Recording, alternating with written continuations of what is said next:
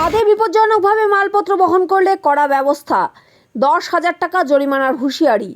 যাত্রীবাহী গাড়ির ছাদে বিপজ্জনক অবস্থায় বাণিজ্যিক মালপত্র ও অন্যান্য সামগ্রী বহনের বিরুদ্ধে এবার কড়া ব্যবস্থা নিল কোচবিহার ট্রাফিক পুলিশ। বৃহস্পতিবার বিশেষ অভিযানে এই ধরনের গাড়িগুলোকে সতর্ক করা হয়।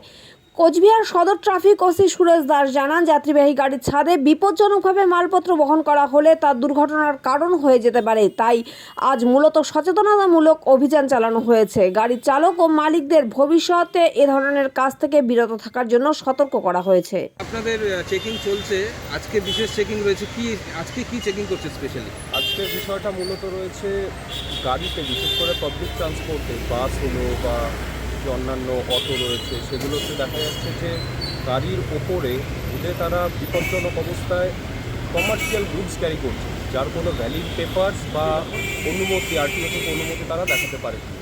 তো তার বিরুদ্ধে অভিযান চলছে এবং আজকে মূলত তাদেরকে জানানো হচ্ছে যে এইভাবে যাতে বিপজ্জনক অবস্থায় বিনা অনুমতিতে এভাবে মাল যাতে ক্যারি করা না হয়। স্যার, আরেকটা বিষয় আমরা প্রায়